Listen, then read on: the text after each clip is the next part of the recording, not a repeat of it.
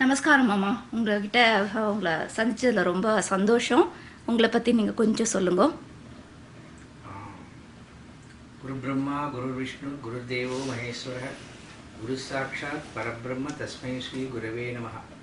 ஸ்மிருதி ஸ்மிருதி புராணானாம் ஆலயம் கருணாலயம் நமாமி பகவத்பாத சங்கரம் லோகசங்கரம் ஜகதாம் குரு வர்யஞ்ச காமகோட்டிய திவம் சிவம் ஸ்ரீ சந்திரசேகர யோகீந்திரம் மனசா ஸ்மராமி. என்னை பற்றி சொல்லணும்னா ஒன்றுமே கிடையாதுன்னு சொல்லலாம். ஏன்னா ஒரு சின்ன வயசுலேயே 49வது வருஷத்துலேயே அப்பா தவறிட்டார். அதுக்கப்புறம் நாங்கள்லாம் சேலத்துலேருந்து சென்னைக்கு வந்தோம். இந்தபோது நான், எங்கள் பெரிய அண்ணா, சின்ன அண்ணா, அம்மா 4 பேர் தான். ரொம்ப கஷ்ட ஜீவனம் தான். அப்போல்லாம் ஒரு குடிசையில் 10 ரூபாய்க்கு வாடகையில் போயிருந்தோம். நான், அம்மா, அப்பா எல்லாம். அம்மா அப்படியே இருந்து வந்தோம். ஒரு 57 நான் அதுக்கப்புறம் கஷ்டப்பட்டு ஸ்கூலில் படித்து, கார்பரேட் ஸ்கூலில் படித்து, ராமகிருஷ்ணா ஸ்கூலில் படித்து, அப்புறம் ஜெயின் காலேஜில் பிகாம் படித்து, அப்புறம் சிஏ படித்து, இதெல்லாம் எல்லாத்துக்கும் எங்கள் அண்ணா 2 பேர் தான் காரணம். அப்பாவும் ரொம்ப கம்மி சம்பளத்தில் இருந்தாலும் தம்பியை படிக்க வைக்கணுன்ற ஒரே ஒரு எண்ணத்தில் படிக்க வச்சா. அப்படியே வந்தோம். இதில் என்னோட அபிமானத்தை விட பரமாச்சாரோடைய ஒரு சம்பந்தம் எனக்கு வந்ததுனால தான் இவ்வளோ தூரம் வாழ்க்கையில் ஒரு மனுஷன்னு சொல்கிற அளவுக்கு வர முடிஞ்சது. 56, 57 நான் ரங்கநாதன் ஸ்ட்ரீட்டில் கொடுத்துன்னு வந்தேன், டி நகரில். இப்போ எதிர்க்க கல்யாண் பாக்னு ஒரு இடத்துல பரமாச்சாரியால் தங்க போகிறான்னு சொன்னான். அப்போ அதுக்கு முன்னாலே எங்கள் வேத கிளாஸ் ஆரம்பித்து விஷ்ணு சகஸ்ரநாமம் சொல்லி கொடுத்தாங்க. பிஎன் நாராயண சௌதிகள்னு ஒருத்தர் தான் சொல்லி கொடுத்துருந்தார். அவர்கிட்ட போய் வேதம் கற்றுக்கிறதுக்கோசரம் போனோம், கற்றுட்டு இருந்தோம். நானே எங்கள் அண்ணா 2 பேருமே போனோம். அதில் அப்பா அவர் எனக்கு மூக்க பஞ்சசதி, விஷ்ணு சகஸ்ரநாமம், அமரம் இதெல்லாம் கற்றுக் கொடுத்துருந்தார். அந்த டயத்தில் பரமாச்சாரியால் அங்கே தங்கினார், கல்யாண பாகில் தங்கினார். அது 56, 57 அதான் ஃபஸ்ட்டு. ஆனால் அவரை பார்க்கும்போது எனக்கு அவ்வளோ தூரம் ஒரு பரமபுருஷரோட நம்ம அனுபவம் வரப்போகிறதுன்ற எண்ணமே இல்லை. ஏன்னா விளையாட்டு பையனாக இருந்தோம். அவரும் பார்த்தா அப்படி ஒன்றும் ரொம்ப இதுவாக இல்லை, ரொம்ப சிம்பிளாக இருந்தார். எல்லாருக்கும் ஒரு எளியன் மாதிரி இறங்கி உபகாரம் பண்ணி அனுகிரகம் பண்ணக்கூடியவராக இருந்தார். அதனால் தெரியல. அப்போவும் இந்த வேத கிளாஸ் போகும்போதெல்லாம் சில நாளைக்கு சாயங்காலம் கூப்பிட்டு சொல்லுவார். கூப்பிட்டு எல்லாரையும் நாங்கள்லாம் சொல்லுவோம். அதை கேட்டுட்டு சந்தோஷமாக போவார். இப்படி போயிட்டு இருந்தார். அப்புறம் அந்த டயத்தில் அவருக்கு கனகாபிஷேகம் நடந்தது 57. அந்த டயத்தில் அப்போ நான் தோடகாஷ்டகம் சொல்லுவேன் கிடுகிடுன்ட்டு. இப்போ யார் என்னென்ன பண்ணணும்னு சொன்னபோது என்னை பார்த்து நீ நாளைக்கு தோடகாஷ்டகம் சொல்லு, என் பக்கத்திலே இருந்துண்டு அப்படின்னு சொன்னார். அதான் ஒரு ஃபஸ்ட்டு அனுகிரகம். எனக்கு அவரோட ஒரு 2 அடிக்குள்ளே அவரோட இருக்க முடியாத ஒரு பெரிய பாக்கியம் கிடைச்சிது. அது அந்த ஃபோட்டோ இன்னும் இன்டர்நெட்டில் இருக்குது. அவரோட அவர் கனகாபிஷேகம் பண்ணி தங்க காசு அவர் மேலே விழும்போது நான் பக்கத்தில் தோடகாஷ்டம் சொல்கிறது 8 இதையும் சொல்ல அவர் திரும்பி அந்த 8 ஒரு தடவை சொல்லும்போது திரும்பி பார்ப்பார். அது அவர் இல்லைன்னா தண்டை வச்சு நமஸ்காரம் பண்ணுவார். அப்போ மாத்திரம் அவர் திரும்பி பார்ப்பார். அந்த மாதிரி ஒரு குடிப்பினை கிடைச்சிது. அதுக்கப்புறம் ஒரு வாரம் கழித்து கேட்டார், ஏதோ நீ மந்திரம்லாம் சொல்கிறியே, பூனல் போட்டாச்சா அவனுக்குன்னு கேட்டார். இல்லையே, இன்னும் பூனல் போடல பெரியவா. ஏன்னாரு, இந்த மாதிரி அப்பா கிடையாது, அம்மா இதாக இருக்கா, ரொம்ப கஷ்ட ஜீவனமாக இருக்குது அப்படின்னா. அப்போ உங்களுக்கு எவ்வளோ வயசு மாமா? இப்போ எனக்கு 11 வயசு. அப்போ 57, 11 வயசு. உடனே என்ன பண்ணால், அடுத்த வாரம் இவனுக்கு பூனல் போடுறது ஏற்பாடு பண்ண சொல்லு அப்படின்ட்டார் மடத்து மேனேஜர் கூப்பிட்டு. அப்போது பழைய மாவட்டத்தில் சங்கராமடா இருந்தது. அதில் ஒரு சமஷ்டி உபநயனம் பண்ணால் அதில் என் பேரையும் சேர்த்து எங்கள் அண்ணா பேரையும் சேர்த்து அன்றைக்கி போட சொன்னான். சரி, இந்த மாதிரி பூனல் நிச்சயதான்னு சொன்ன உடனே நான் மறுநாள் நாங்கள்லாம் சாயங்காலம் ஆச்சுன்னா விளையாடிட்டு இருப்போம். அரட்ராயர் போட்டு அந்த வேத கிளாஸ் மாத்திரம் ஒரு வேஷ்டி கட்டிட்டு போய் வேதம் சொல்லிட்டு இருப்போம். அதே மாதிரி பெரியவா அந்த பக்கம் இருந்தபோது நான் போய் கேட்டேன், நாளைக்கு அடுத்த வாரம் பூனல் இருக்குது பெரியவா, நீங்கள் வருவேளா அப்படின்னு கேட்டேன். என்னோட குரு நாராயண சாஸ்திரியில் அப்படிலாம் பெரியவாள்கிட்ட கேட்கப்படாதுரா அப்படின்னு சொல்லி நான் இது பண்ணி வச்சார். ஆனால் எனக்கு ஒன்றும் தெரியல அவ்வளோ தூரம். பெரியவா சிரிச்சுட்டே பேசாமல் இருந்துட்டா, ஒன்றும் சொல்லலை. அதுக்கப்புறம் அடுத்த வாரம் ஞாயிற்றுக்கிழமை மணிக்கு பூனல் போட்டாள். காத்தால 10:30 மணிக்கு முகூர்த்தம் முடிஞ்சது. 10:40க்கெல்லாம் அரஹர சங்கரன்னு சத்தம் எல்லோரும் போட்டா. என்னன்னு பார்த்தா பெரியவா நேராக சங்கர மடத்துக்கு எங்களெல்லாம் ஆசீர்வாதம் பண்ணிவிட்டு எனக்கு தாமரத்தில் ஒரு பஞ்சபாத்திரமும் ஒரு பித்தளை தாம்பாளமும் கொடுத்து இதை வச்சுன்னு சஞ்சானம் பண்ணிட்டு விடாத அப்படின்னு சொன்னார். சொல்லிட்டு நான் வந்துட்டேன் பார்த்தியா அப்படின்னார். அதான் ஃபஸ்ட்டு இது. அந்த மாதிரி ஒரு அனுபவம் யாருக்குமே கிடைக்காது, எனக்கு கிடைச்சது. அது எங்கள் தாத்தா பாட்டி அம்மாவா புண்ணியந்தான். குடும்பம்னு பார்த்தா எங்கள் அம்மாவுக்கு ஒரு மட்டத்தோட நல்ல இது எப்பவும் சொல்லிகிட்டே இருப்பாள். பரமாச்சாரிய பேர் சொல்லிகிட்டே இருப்பாள். ஒரு தடவை என்னாச்சு, என் பேர் வந்து சந்திரசேகரன்னு பேர். பரமாச்சாரர் போனபோது கேட்டா, உன் பேர் எதுக்கு சந்திரசேகரன் வச்சா அப்படின்னு கேட்டா. நான் சொன்னேன், எங்கள் தாத்தா அம்மாவோட அப்பா பேர் சந்திரசேகர தீட்சிதர் பேர், அதனால வச்சா அப்படின்னா. அதனால மாத்திரம்தான் வச்சாளா அப்படின்னா. எனக்கு அப்போ ஒன்றும் தெரியல, ஆற்றுல போய் கேளுன்னா. சரி, நீ வீட்டில் வந்து அம்மாட்ட கேட்டேன், இந்த மாதிரி பெரியவாள்கிட்ட கேட்டம்மா, இந்த மாதிரி கேட்குறாளே அப்படின்னு சொன்னால், அது மாத்திரம் இல்லைடா, நீ வயத்தில் இருந்தபோது பெரியவா சேலம் ஆத்தூருக்கு வந்திருந்தா நம்ம ஊர் பக்கத்தில். அப்போது சொன்னால், இந்த மாதிரி பாட்டி சொன்னால், இந்த மாதிரி பெரியவா வந்திருக்கிற டயத்தினால பிறக்க போகிறதுனால இவனுக்கு அப்புறம் அவர் பேரையே வச்சிடலான்னு சொல்லி வச்சா அப்படின்னா. சரி, இது கேட்டுன்னு போய் திருப்பி நான் பெரியவாள்கிட்ட சொன்னேன், இந்த மாதிரி எங்கள் அம்மா சொன்னான்னா. அதனால தான் நான் கேட்டேன் அப்படின்னா. இந்த மாதிரி ஒரு அனுபவம் அப்படியே கொஞ்சம் கொஞ்சமாக அங்கே இருந்த வரைக்கும் டெய்லி சாயங்காலம் போவோம், போய் பூஜை பார்ப்போம். அதுவும் பிரதோஷத்தன்னைக்கு பெரியவா பூஜை பார்க்கறதுக்கு கிடைக்கணும். அவ்வளோ எவ்வளோ வருஷம் புண்ணியம் இருந்தால் தான் அது கிடைக்கும் பார்க்கறதுக்கு. அப்படி உடம்பு ஃபுல்லாக ருத்ராட்சம் போட்டுட்டு, ஃபுல்லாக கை கால் தலை வெள்ளை கிரீடெல்லாம் ருத்ராட்சமாக வச்சுட்டு அப்படியே ஒரு 3 மணி நேரம் உட்காந்து பூஜை பண்ணுவாள். அது பார்க்கும்போது பரமசிவனே பூஜை பண்ணுறவன் தனக்கே பூஜை பண்ணிக்கிற மாதிரி இருக்கு, முன்னாடியே பெரியவா பூஜை பண்ணுற மாதிரி இருக்குது. அப்படி ஒரு தரிசனம். அதெல்லாம் கண்கொள்ளா சின்ன வயசுலேயே பார்த்துட்டேன் நல்லா. அந்த மாதிரி ஒரு அனுபவம் ஆரம்பிச்சது அப்படியே. மாமா, பூனல் போட்டதும் அதுக்கப்புறம் உங்களோட ஒரு வயசுலயும் பெரியவாவோட உங்களோட அனுபவங்கள் கொஞ்சம் ஷேர் பண்ணிக்கிறல்ல? நிச்சயமா.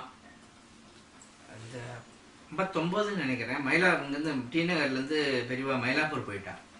சான்ஸ்கிரிட் காலேஜில் தங்கியிருந்தா, ரொம்ப நாள் தங்கியிருந்தா.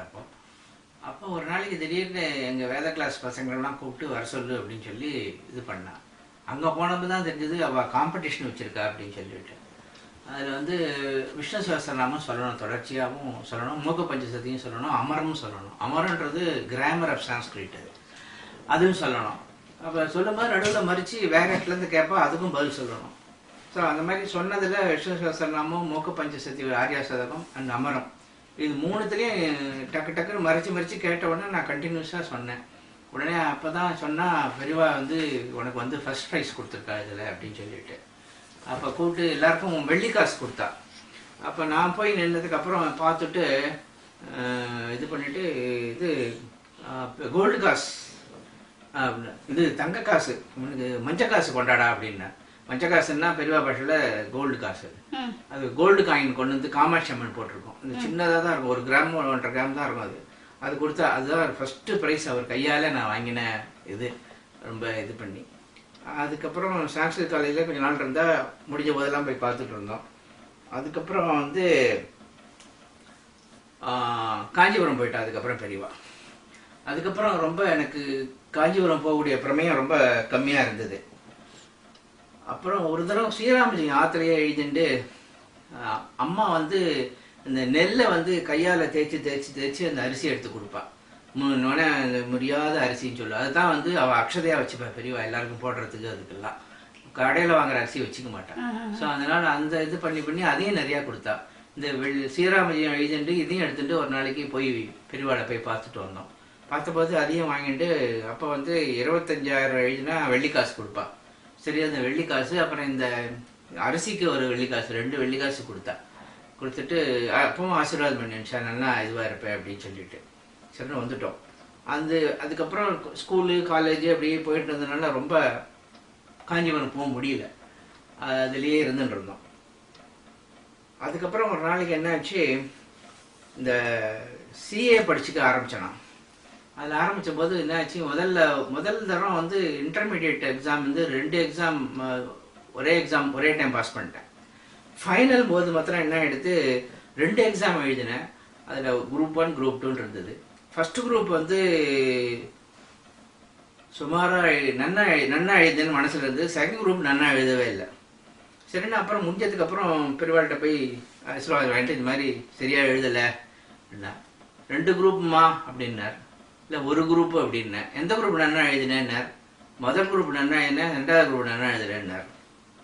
ஓ அப்படியா, நீ வந்து 2வது குரூப் நன்னா எழுதலைன்னு நினச்சிட்டு இருக்க, சரி அப்படின்ட்டு வந்துட்டேன். அப்புறம் ரிசல்ட் வந்தபோது பார்த்தா செகண்ட் குரூப் வந்து நல்லபடியாக பாஸ் பண்ணிட்டேன். ஃபர்ஸ்ட் குரூப்பில் அக்ரிகேட்டில் போயிடுது. அதுக்கப்புறம் திருப்பி ஒரு தரம் போனபோது, நீ நினைக்கிற மாதிரி நடக்காது அப்படின்னு சொல்லிட்டார். அப்புறம் அடுத்த அட்டம் எழுதினா பாஸ் பண்ணிட்டேன். திருப்பி அதுக்கப்புறம் போனேன். அதுக்கப்புறம் போனதுக்கப்புறம் அவன் சொன்னார், எங்கே வேலைக்கு போகிறியா, ப்ராக்டிஸ் பண்ண போறியா அப்படின்னார்.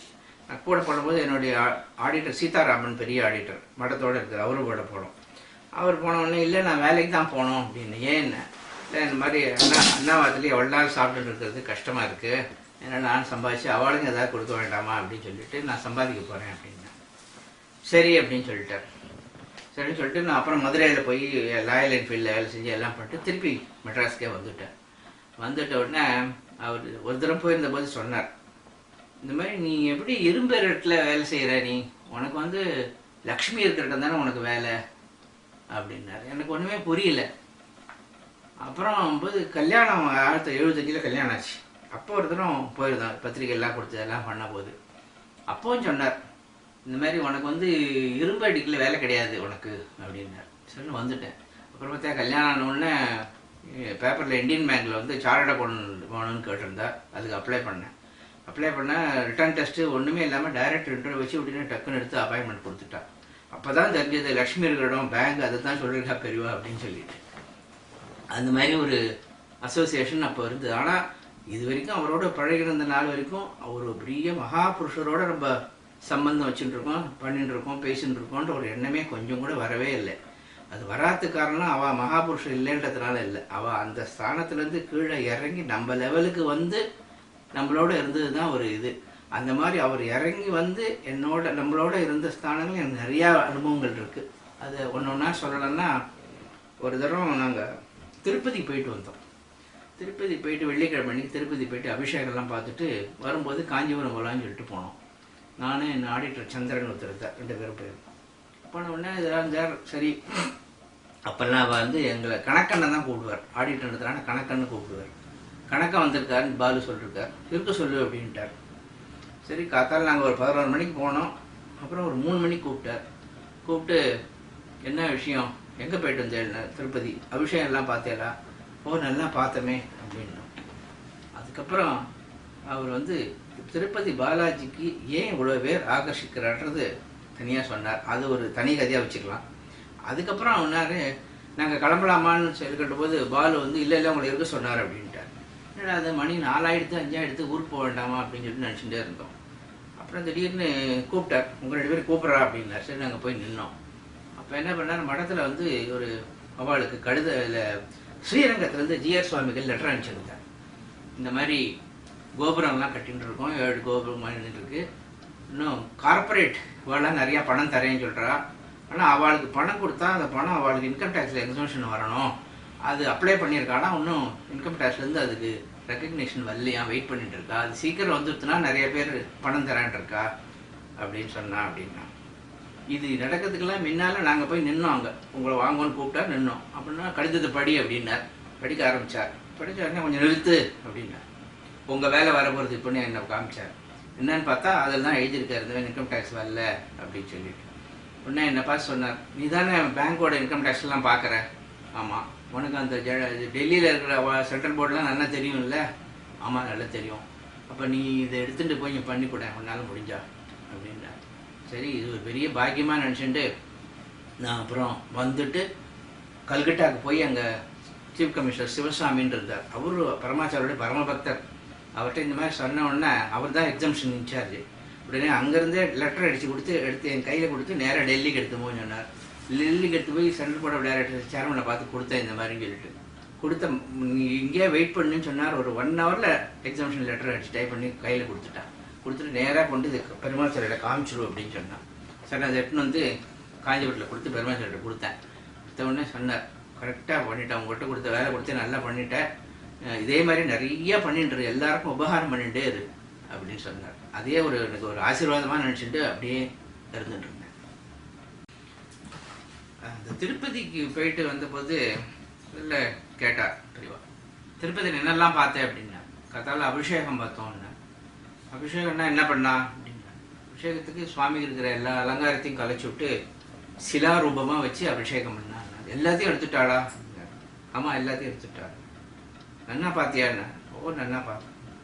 இந்த கையில் 2 இது இருக்குமே, சங்கு சக்கரம் மாதிரி இருக்குமே, அதை எடுத்தாளா? இல்லை அதுதான் எடுக்காத மாதிரி அந்த அது அப்படியே அந்த தங்க கவச்சமோ பித்தளை கவச்சமோ அப்படியே தான் இருந்தது அதில். அப்படியே ஓ. அதுக்கப்புறம் திருப்பதிக்கு ஏன் இவ்வளோ கூட்டம் வருது தெரியுமா? இல்லை எல்லா கோயிலும் தான் இருக்கு, ஆனால் திருப்பதி மாத்திரம் எவ்வளோ கூட்டம் வருது பெரியவா சொன்னால் தெரிஞ்சுக்கிறோம். ஆதிசங்கரர் வந்து ஆகர்ஷண யந்திரம் அங்கே பிரதிஷ்டை பண்ணான்றதுக்கோசரம் மாத்திரம் இல்லாமல் இன்னும் வேறு 5 அம்சங்கள் இருக்குது திருப்பதி பாலாஜி கிட்ட. ஒன்று வந்து மகாவிஷ்ணுவோட அம்சம் பாலாஜி, அது எல்லாருக்கும் தெரிஞ்சது தான். அதுக்கப்புறம் வந்து மகாலட்சுமி எப்பவும் மாறிலே இருந்துட்டு இருக்கா, அது ஒரு 2வது அம்சம். 3வது அம்சம் பார்வதியோட அம்சம் அங்கே இருக்குது. அது எப்படி தெரிஞ்சுக்கலான்னு பார்த்தீங்கன்னா, அந்த கோயிலில் 4 பக்கமும் பார்த்தீங்கன்னா எல்லா கோயிலையும் விஷ்ணு கோயிலில் வந்து 4 பக்கமும் கருடாழ்வார் அவளாம் தான் இருப்பாள். அதே மாதிரி சிவன் கோயிலில் நந்தி வச்சிருப்பாள். ஆனால் அந்த திருப்பதி கோயிலில் மாத்திரம் சிம்மம் இருக்கும் 4 பக்கமும். சிம்மம் வந்து அம்பாளுக்கு மாத்திரம்தான். அதனால சிம்மத்தை இருக்கிறதுனால அது அம்பாளுடைய பிரத்யக்ஷமும் அங்கே இருக்குது. அதுக்கப்புறம் சிவனுடைய பிரத்யக்ஷமும் அங்கே இருக்குது. அது எப்படி தெரிஞ்சுக்கலாம்னா, அவருக்கு பேரே வெங்கடேஸ்வரன் ஒரு பேர் இருக்குது. ஈஸ்வரன் சம்பந்தப்பட்ட பேர் இருக்குது அந்த சுவாமி ஒன்று தான், வெங்கடேஸ்வரன் ஒருத்தர் தான்.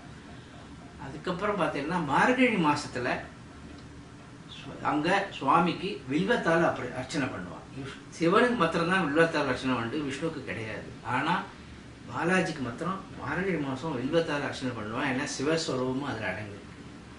அதுக்கப்புறம் 5வதா சுப்பிரமணியர் அங்கே தான் இருக்கார். எப்படின்னா, மலை மேலே இருக்கிற சுவாமினாலே மலையப்ப சுவாமி பாலாஜின்னு சொன்னாலும் சுப்பிரமணியர் தான் மலை மேலே இருப்பார் எல்லா இடத்துலையும். அதனால தான் அவருக்கு பேர் வெங்கட சுப்பிரமணியன் ஒரு பேர் இருக்கும். எல்லாமே அந்த வெங்கடத்தோட சேர்ந்து வருது, வெங்கடேஸ்வரன் வெங்கட சுப்பிரமணியம் சேர்ந்து இருக்கும். அந்த தீட்சிதரோட கிருதி எடுத்துட்டேன்னா சுப்பிரமணிய ரட்சிதோகம் சுத்ததன்யாசியில் அதில் ஒரு இடத்துல வரும் வெங்கடேஸ்வர நாம ரூபேனன்னு வரும். சுப்பிரமணியருக்கு வந்து அந்த இடத்துல வெங்கடேஸ்வரன்னு பேர். அந்த மாதிரி இந்த 5 அம்சமும் இருக்கிறதுனால தான் இவ்வளோ லட்சக்கணக்கான ஜனங்களை ஆகர்ஷிச்சுட்டு வந்துட்டு இருக்கார் அப்படின்னு அவங்களுக்கு சொன்னோம். அவளுடைய லெவல்லேருந்து இறங்கி வந்து நமக்கு புரியும்படியாக ஒரு குழந்தைகளுக்கு நம்ம எப்படி சின்ன குழந்தைகளுக்கு ஆனா சொல்லித்தரோம். நம்ம வந்து பிஹெச்டி டாக்டர்லாம் வாங்கியிருப்போம், இருந்தாலும் நம்ம பேரம்பேத்திக்கு சொல்லும்போது நம்ம இறங்கி வந்து தான் சொல்லுவோம். ஆனால் அந்த மாதிரி எங்களுக்கு புரியும்படியாக சொல்லி அவ்வளோ இது பண்ணது நிச்சயமாக ஒரு பெரிய அனுகிரகம் தான் எங்களுக்கு. அந்த அனுபவம்லாம் மறக்கவே முடியாது, அப்படி ஒரு இதுவாக இருந்தது. அதுக்கப்புறம் வந்து இன்னொரு தரம் எங்கள் எம்டியோட போயிருந்தோம். இந்தியன் பேங்க்ல இருந்ததுனால நான் எம்டி வந்து பார்க்கணும்னு சொன்னேன். சங்கராட்சன் அவளை கூட்டின்னு காஞ்சிபுரத்துக்கு போயிருந்தோம். போயிருந்தோடனே என்னாச்சு, நாங்கள் உள்ளே நுழைஞ்சி பண்ணுறோம். அந்த டயத்தில் தான் டக்குன்னு பெரியவா கிளம்பி இப்போ தான் காமாட்சி அம்மங்களுக்கு போயிட்டா அப்படின்ட்டேன். அது யூஸ்வலாக காமாட்சி அம்மங்களுக்கு போனால் பெரியவாருக்கு 3 மணி நேரம் 4 மணி நேரம் ஆகும். எனக்கு என்னடா இது இப்போ எம்டியெல்லாம் கூப்பிட்டு வந்துட்டுமே இப்படி ஆகிடுதே அப்படின்னு சொல்லிட்டு ஒரு மனசில் ஒரு பயம் உட்காந்தே இருந்தோம். இப்போ விஸ்வநாதன் சொல்லி மடத்தில் வேலை செஞ்சவர் எங்கள் இந்தியன் மேனையே அவர் இருந்தார், வேலை செஞ்சுருந்தார். அவர் என்ன சொன்னார், கொடு ஒரு 10 நிமிஷம் கொடுன்னு ஓடி வந்தார். வந்துட்டு டிஆர்சி பெரியவா திரும்பி வரா அப்படின்னா, நான் போய் 10 நிமிஷம் நாள் திரும்பி வரான்னு சொல்கிறேன். தெரியல வந்தார். அப்புறம் என்ன நடந்ததுன்னு விசாரித்தோம்னா, அந்த போகிற வழியில் அந்த குளத்துக்கு முன்னால் அந்த ரிக்ஷாக்காரெல்லாம் வந்து 3 செங்கல் வச்சு அதில் குங்குமம் விட்டு அம்மன் படம் மாதிரி வச்சுருப்பா. அதில் நேராக அதை பார்த்துட்டு ஒரு 10 நிமிஷம் கும்பிட்டுட்டே இருந்தாராம் பெரியவா. பார்த்துட்டு காமாட்சி தரிசனம் எடுத்து போகலான்னு சொல்லிட்டு திரும்பிட்டாராம். அதாவது காமாட்சியை வந்து அந்த 3 கல் வச்சிருக்கிற அந்த இடத்துல கூட அவர் தரிசனம் பண்ணி பிரத்யட்சமாக பார்த்துருக்காரு. அன்னைக்கு கோயிலுக்கு போகணும்னு அவசியம் இல்லை, எங்கே பெரியவா பார்த்தாலும் காமாட்சி வந்து தரிசனம் கொடுக்குறாரு, அன்றைக்கி தான் தெரிஞ்சுக்கணும். உடனே திரும்பி வந்துட்டா எல்லாம் பேசி எல்லாம் முடிஞ்சது. ஆனால் அவர் அன்றைக்கி கேட்ட கேள்வி எம்டியை கேள்விப்பட்டால் ஒரு பெரிய கார்பரேட்டு எம்டி கேட்குற மாதிரி தான் கேட்டார் கேள்வி எல்லாம். எத்தனை பேர் அவங்க பேங்க்கில் வேலை செய்கிறா, இவ்வளோ பேர் வேலை செய்கிறான்னு சொன்னேன். சரி, அவளுக்கெல்லாம் எப்படி எல்லாம் ட்ரான்ஸ்ஃபர் பண்ணுவேல அவளை? ஆமாம், 3 வருஷம் வரும் ஆஃபீஸராக தான் ட்ரான்ஸ்ஃபர் பண்ணிடுவோம்னாங்க. பண்ணால் அவளுக்கு அங்கே பாம்பே டெல்லி போனால் வீடு வசதியெல்லாம் எப்படி இருக்கும் அவளுக்குன்னு? எல்லாம் குவார்ட்டர்ஸ்லாம் கட்டி கொடுத்துருக்கோம், அப்படி இல்லைன்னா அவள் வாடகை எடுத்துட்டோம், அந்த வாடகை கொடுத்துருவோம் அப்படின்றார். அதுக்கப்புறம் ஒரு கேள்வி கேட்டார், இப்போ பசங்கள்லாம் பாதியில் படிச்சுட்டு இருப்பாளே, அவள்லாம் என்ன பண்ணுவேன்? அவள் போனால் அவளுக்கு ட்ரான்ஸ்ஃபரில் அவள் எப்படி அந்த ஸ்கூல் எப்படி அங்கே சேருவா அப்படின்றார். அப்போ தான் எங்கள் எம்டிக்கு உரைச்சது, நம்ம அதுக்கு ஒன்றுமே பண்ணலையே அப்படின்னு சொல்லிட்டு, சரி அதுக்கும் ஏற்பாடு பண்ணுறோம்னு சொல்லிட்டு நம்ம வந்துட்டு அதுக்கப்புறம் இந்த வித்யாசிரம், அப்புறம் வந்து சின்மயா வித்யாலயா இவாளோடலாம் பேசி அவளுக்கு ஒரு டொனேஷன் ஒன்று கொடுத்து ஒரு பாம்பே டெல்லி கல்கட்டா அவள் ஸ்கூலில் வந்து 20 சீட்டு வருஷத்துக்கு வாங்கி வச்சிடணும். ஸோ தட் இங்கேருந்து ட்ரான்ஸ்ஃபர் ஆகிறவன் இந்த ஸ்கூல்லேருந்து ட்ரான்ஸ்ஃபர் ஆனால் அப்படியே அங்கே போய் ஜாயின் பண்ணுற மாதிரி. இந்த மாதிரி ஒரு பசங்களுடைய இத்தனை எம்ப்ளாயிஸ் இருக்கா, அவளுக்கு குழந்தைகள் இருக்கும், அவளுக்கு படிப்பு வசதி இருக்கணுன்றதெல்லாம் திங்க் பண்ணி ஒரு கார்பரேட் லெவலில் திங்க் பண்ணி எங்களுக்கெல்லாம் அட்வைஸ் பண்ணது பெரியவாளர் ஒருத்தரால் தான் முடியும்.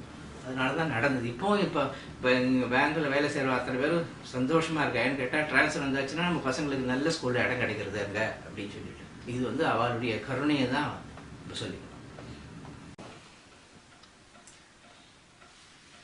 அதுக்கப்புறம் 87-88 வாக்கில் பெரியவா கர்னூலில் இருந்தா. அப்போ சாதுர்மாசிய பிரதம் அங்கே வச்சுட்டு இருந்தா. சரி, அப்போ ஒரு தரம் என்னாச்சு, நானும் என் ஃப்ரெண்ட் ஆடிட்டர் சீதாராமன் வரலாம் கர்னூல் போய் சாதுர்மாசியில் கலந்துக்கலாம். அப்போ 3 பெரியவாலும் அங்கே இருந்ததுனால அங்கே போய் பார்த்துட்டு வரலாம்னு சொல்லிட்டு கிளம்பினோம். கிளம்பி நிறையா பறையக்காய் பூஷணிக்காய் எல்லா சாமான்கள்லாம் எடுத்துகிட்டு அங்கே போய் இறங்கினோம். அந்த டயத்தில் எனக்கு என்ன வந்தது, நான் எங்கேயோ நிறைய டூரில் இருந்தேன் அந்த பீரியடில். ஒரு இடத்துல எங்கேயோ ஹோட்டல்லையோ எங்கேயோ தங்கத்தையுமோ அலர்ஜி மாதிரி வந்துடுது, டஸ்ட் அலர்ஜி. கொஞ்சம் டஸ்ட் அலர்ஜி போட்டாலும் உடம்பு ஃபுல்லாக வந்துடும், அட்டிக்காரியா மாதிரி உடம்பு ஃபுல்லாக வீங்கிடும், பதடி கண்ணு எல்லாம் வீங்கிடும், சேப்பாக தடிப்பு வந்துடும். அதுக்கப்புறம் அது மருந்து சாப்பிட்டு ஒரு 1 மணி நேரத்துக்கு அப்புறம் தான் போகும்.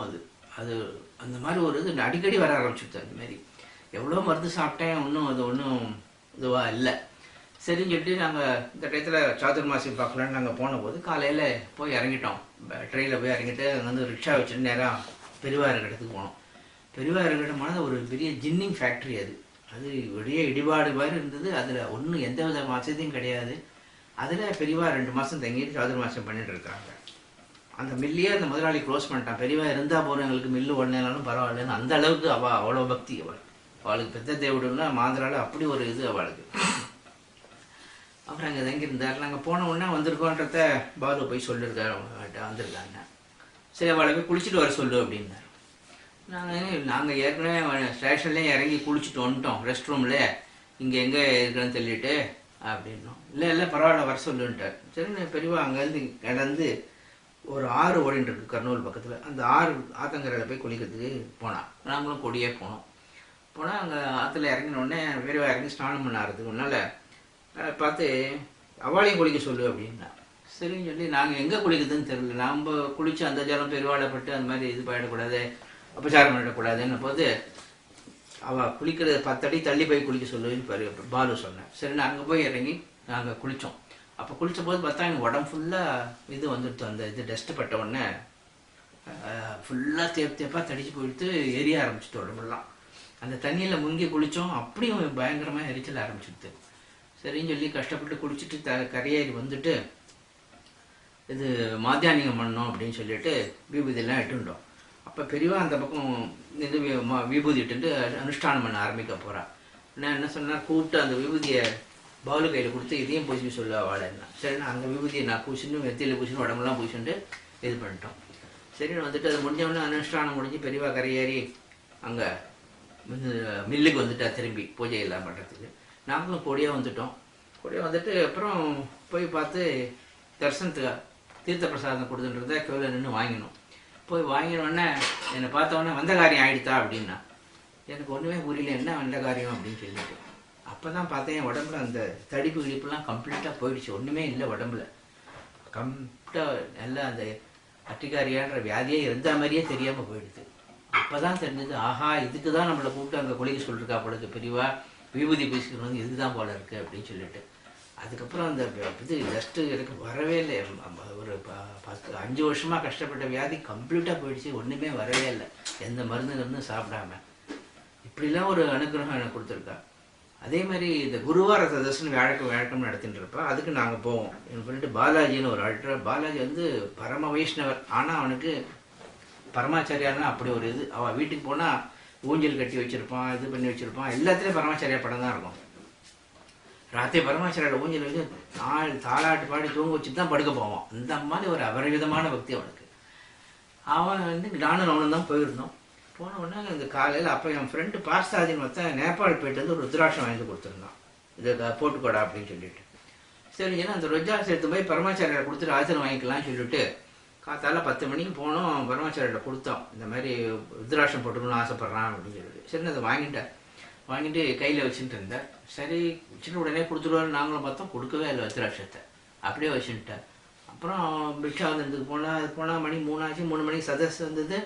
சதஸில் நிறையா பெரியவாள்லாம் வந்து கலந்துட்டா, பேசினா, எல்லாம் நடந்தது. நாங்கள் பார்த்துட்டே இருந்தோம். மணி 5 ஆகிடுது.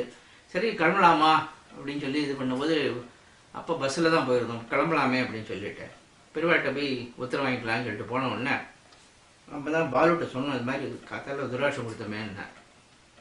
காதால நீங்கள் அது கொடுத்த ருத்ராட்சம் ஒன்றும் கையிலேருந்து பெருவை எடுக்கவே இல்லை, கையிலேயே வச்சுட்டு உருட்டி உருட்டி ஜபம் பண்ணிகிட்டே இருந்திருக்கா அப்படின்னு சொல்லிட்டு அப்புறம் கூப்பிட்டு நமஸ்காரம் பண்ணதுக்கப்புறம் கூப்பிட்டு அந்த ருத்ராட்சத்தை கையில் கொடுத்து போட்டுக்கோ அப்படின்னு சொல்லிட்டு, அதுதான் எனக்கு மிகப்பெரிய ஒரு இது வரப்பிரசாதமாக நினச்சிக்கணும். அந்த இதை அந்த ருத்ராட்சம் தான் இன்னி வரைக்கும் நான் போட்டுருக்கேன். இந்த ருத்ராட்சம் தான் அவர் கொடுத்த ருத்ராட்சம். அதை உடம்புல போட்டுகிட்டே இருக்கும்போது அவரோடய இருக்கிற ஒரு ஃபீலிங் வருது. ஆனால் அந்த மாதிரி ஒரு நாள் ஃபுல்லாக அதை வச்சு ஜபம் பண்ணி இன்னொருத்தருக்கு கொடுக்கணுன்ற அளவுக்கு ஒரு அபார கருணைன்றது அதுதான். அந்த மாதிரி கருணை யாருக்குமே வராது. அப்படி ஒரு அனுபவம் வந்தது எனக்கு. அதுவும் அவளோட உன்னருளாலே உணத்தால் வணிங்க மாதிரி அதுவும் பெருவாளுடையவர்களால் தான் எல்லாமே வந்துட்டு இருக்கு. அதனால் ஒன்றுமே சாதாரணமாக ஒரு 1,500 போட்டுன்னு சென்னைக்கு வந்த ஒரு பையனை பெருசாக ஆளாக்கி ஒரு பெரிய பேங்க்குக்கே சீஃப் அக்கௌண்ட் ஆக்கி அதுக்கப்புறம் டைரக்டர் ஆக்கி பேங்க்கில் இதெல்லாம் பண்ணதெல்லாம் அவளுடைய பரிபூர்ண கருணை தான். நம்மளுடைய எத்தனை இதில் ஒன்றுமே கிடையாதுன்னு.